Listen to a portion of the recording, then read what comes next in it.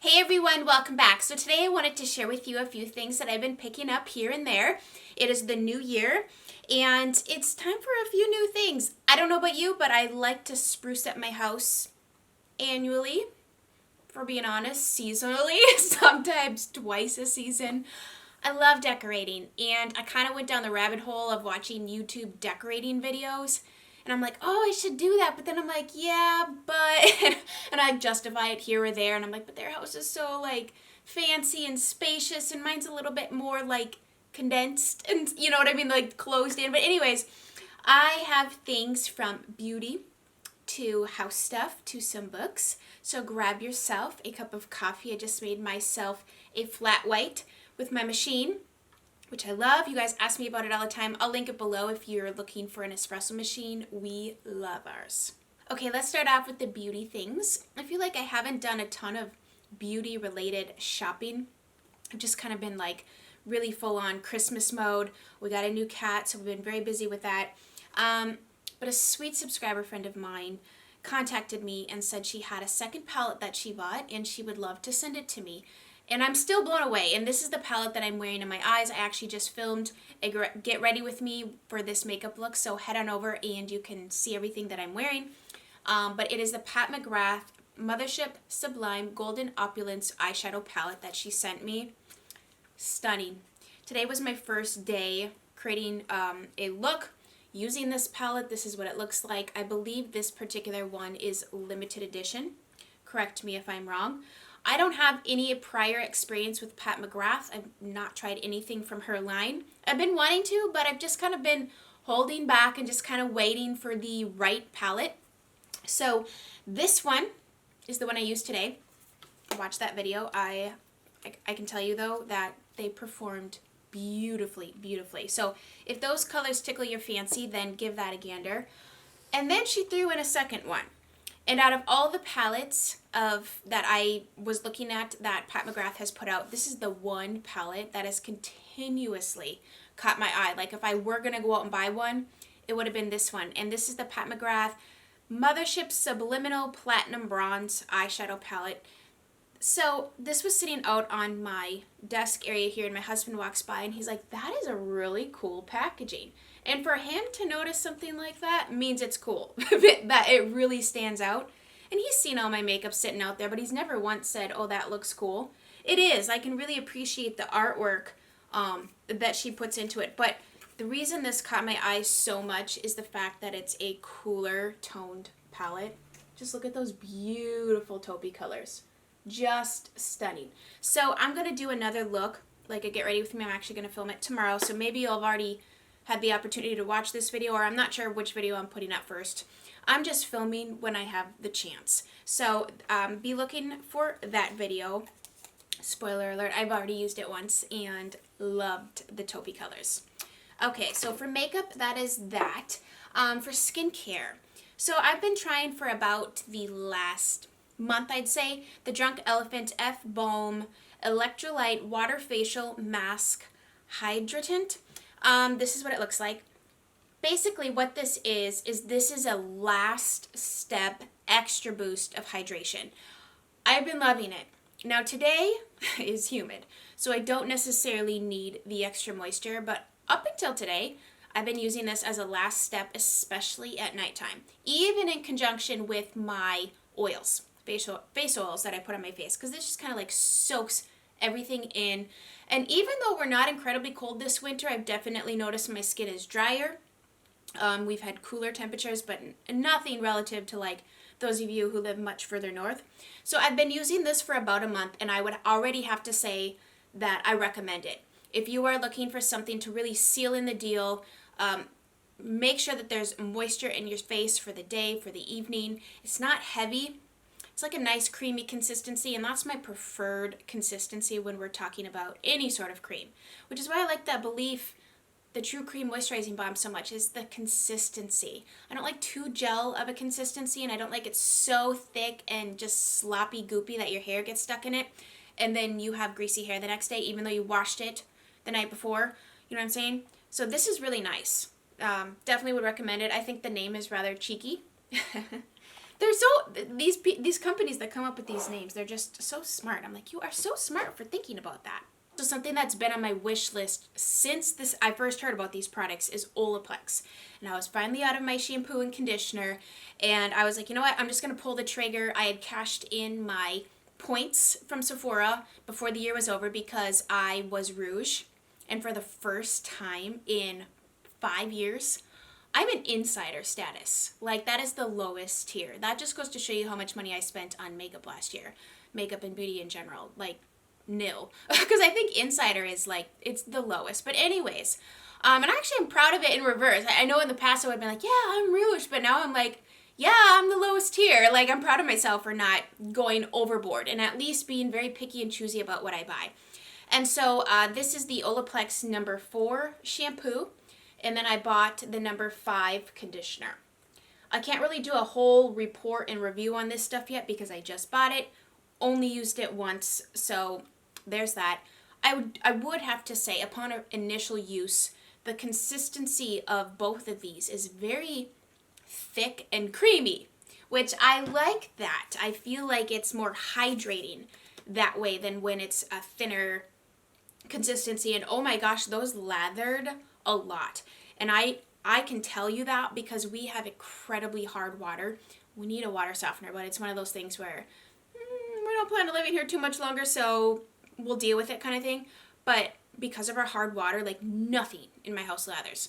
And even my mom, when she comes here, she's like, I had to use so much product. I'm like, I know, because our water is so hard. These lathered really well, even with hard water. So I'm saying that because if you buy these and you have softened water, you need to really use a lot less, which means that this will go a lot further because these are kind of a small size.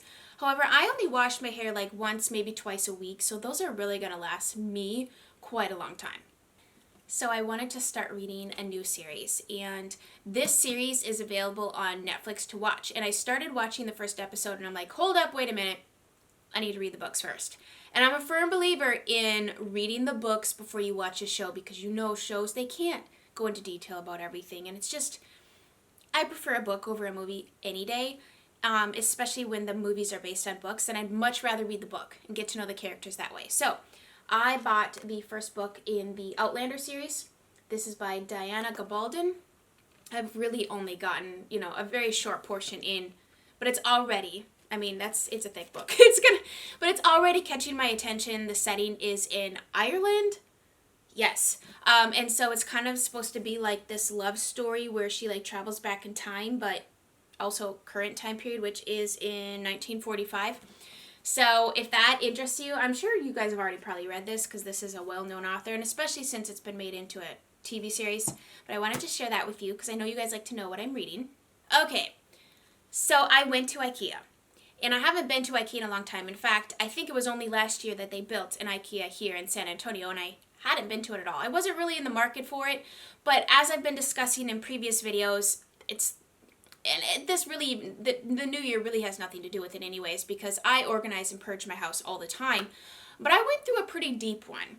And it's almost like I'm preparing for a move. And I know I keep talking about that, but we've been here for 3 years, and the longest we've ever lived anywhere was 3.5. So I really feel like it's time to move on. And so I completely went through every nook and cranny of my entire house. And in my next house, I want to kind of lay it out a little bit different. So I'm kind of preparing to get rid of things. And we have children. So as they grow up, they go through stages, and we just kind of need to purge the things that are no longer useful to them, like baby toys and stuff like that. But anyways, I went to IKEA because I've been reorganizing. And these aren't organizing things, but when you reorganize, you create empty spaces. And now you need to either fill it up with, I feel like you need to fill it up with a little something, because I don't like to just look at bare spaces. I don't have a very minimal taste. I like color in the house, and I like nature. I like to decorate with nature-inspired things, hence birds. So anyways, I found these cute, they're you have to buy these separate, so fake plants. I love real ones, don't get me wrong, and I bought a lot of them last year, and I tried to keep them alive, but I ended up killing them all, or I just got tired of Googling my sick plant, how do I fix it kind of thing. And it basically just comes down to the fact that my house is not lit enough, and all my nice plant-loving windows are in my bedroom, Well, I can only put so much crap in here. So anyways, I bought some of these fake ones. I love green. I love how green contrasts with gold. And so I put a couple of these. I have some up on my kitchen cupboards and I put some in my living room. But these are just a great way to add in dusty already, really? To add in the elements of nature in your house. The color green is just so inviting and homey. You know, real plants just really make a home. Kind of like a cat. I feel like a kitty cat makes a home. Real plants, they're great for the oxygen and all that, but if you don't know how to take care of them, it's just a source of frustration, for me anyway. So I love this, and I think it's really cute. I love the drapiness of it. And the other one, I bought this for my kitchen. Isn't this cute? I love the little, it almost looks like lace to me, and it kind of gives a whole, is it like farmhouse, country farmhouse? I would say my personal taste when it comes to decorating is I like things that are a little bit rustic. I like natural elements, but I also like a little bit of glam. So I call my personal style like a rustic glam. I love to have just a little bit girly, dainty, glittery, sparkly things, but I also like things to be kind of lived in and rustic looking because inevitably that is how they are going to become. Like my pillows are going to get stained, my bedding's going to get stained, my tables are going to get beat up. So let's just roll with that whole thing rather than fighting it and trying to keep everything just so spick and span and perfect looking. But isn't this just stinking cute? I gotta tell you, simple things like this, and once again, two separate things. They also make these pots in silver if you prefer silver. I did buy a couple of those. Simple things like this just liven up a space. I mean, the green is beautiful. Green is a great color to decorate with. But it looks real, but it's totally not. And I don't have to fret, and I don't have to worry about kitties eating it and it getting spilled over and all that stuff. So, and it even would look really pretty in here. And these are really inexpensive. I'm tempted to go back. I'm always tempted to go back. You know when you love something, it's just that urge to go back and get more of it because you love it. I don't know what that is, if it's like a fear of missing out or if it's like, oh, well, I don't want to move things around and then have another dead space and nothing to put there. But I'm so happy with these. This just seems so silly and trivial, but there's something so simple and joyful about a cute fake plant that livens up the space. I don't know what that is. That might just be my thing. But okay, the next thing I want to talk about is a piece that I've had my eye on for a while.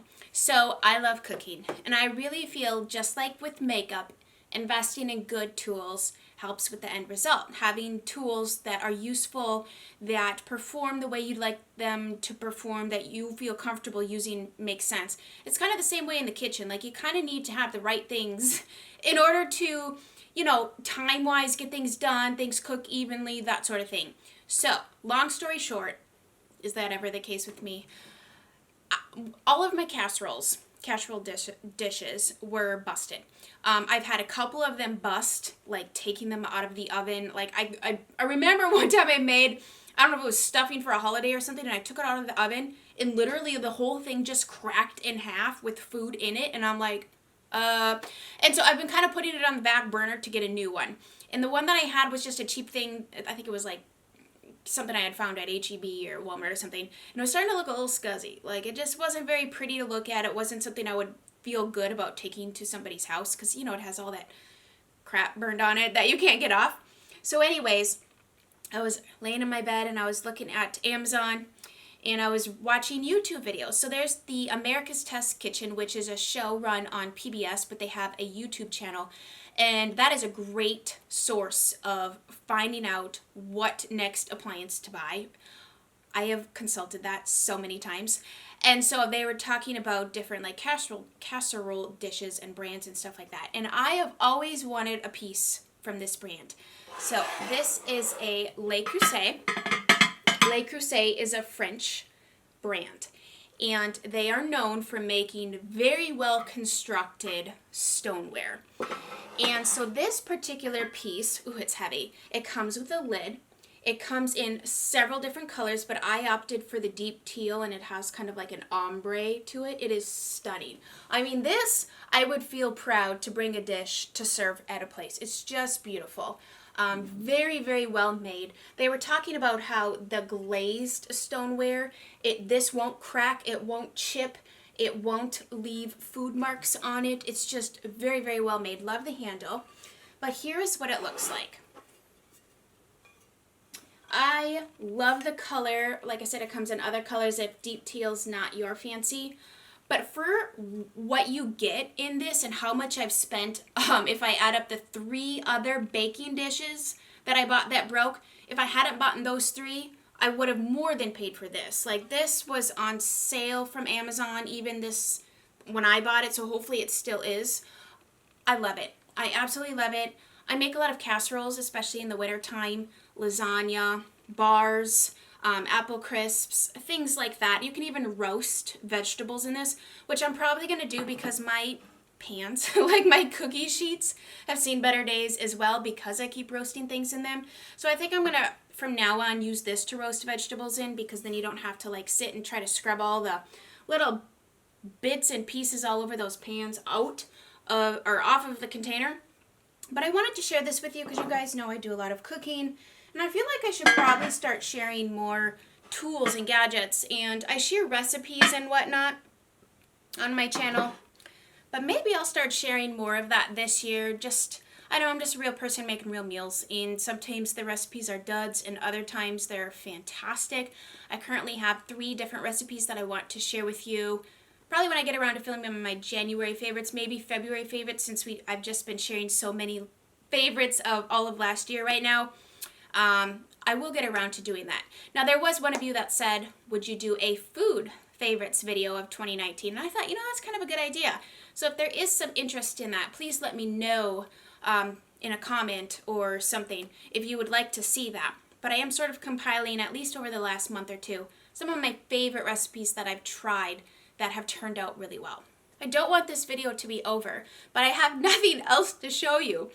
I just wanted to throw together a little something to show you what I've currently been using. I like to film hauls every once in a while. I think it's more beneficial as a viewer for me to film a haul that includes reviews about products other than me just, hey, here's what I bought, here's what I bought. But sometimes it's fun to just sit down and chat with your girlfriends and talk about what you bought. Because I'm sure you do the same thing. You call your girlfriend up and you talk about, okay, so what have you been buying lately, or what have you found? And so I kind of feel like there's a place for that kind of video here too. So thank you guys so much for watching today. Welcome if you are new. Please subscribe. I would love to have you here. Give my video a like. It helps my channel out so much. I appreciate you guys. I'm feeling re-energized and excited about filming different types of videos for you this year. And so I hope you have a fantastic rest of your day. Cheers. I'm going to go enjoy the rest of my coffee, and we will chat again soon. Bye, guys.